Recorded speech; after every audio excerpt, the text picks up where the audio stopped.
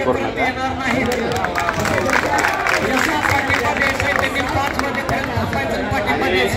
मागील 45 दिवसाचा शिक्षक समन्वय संघाचा हा विश्वास आहे।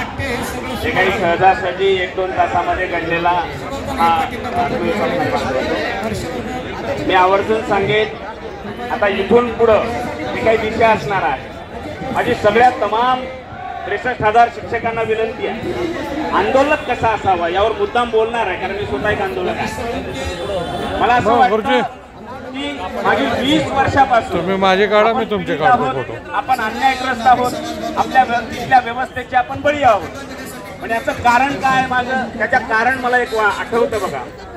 जगायचं असेल तर असं जग। माझी तमाम शिक्षकांना आपल्या सहित माझ्या सहित विनंती आहे, जगायचं असेल तर असं जग जगल्यासारखं वाटलं पाहिजे।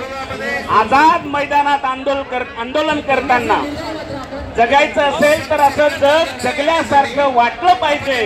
आझाद मैदानात आंदोलन करताना स्वतःचं रक्त आटलं पाहिजे, स्वतःचं रक्त आटलं पाहिजे। आणि आपण सगळे रक्त आटवलेले माणसं आहोत, निर्णय चांगला घेणार। नकारात्मक कोण बोलू शकतं? जे व्हॉट्सअप युनिव्हर्सिटीमध्ये पास झालेले आमचे शिक्षक बांधव आहेत, ते नकारात्मक बोलू शकतात। त्यांच्या चेहऱ्यावर भीती असते, डर उसको रहता है जो लढाई में कभी उतरता नहीं। त्याला भीती वाटते, लक्षात घ्या। परंतु आझाद मैदानाच्या मातीमध्ये आलं की भीती हवी म्हणजे निघून जाते।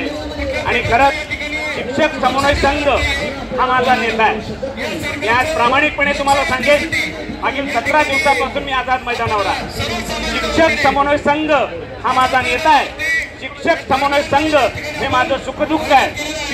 शिक्षक समन्वय संघ हे माझं कुटुंब आहे। आणि जे काही सुखदुःखाची भाकरी असेल ते शिक्षक समन्वय संघच मिळून देणार, हा माझा ठाम विश्वास आहे।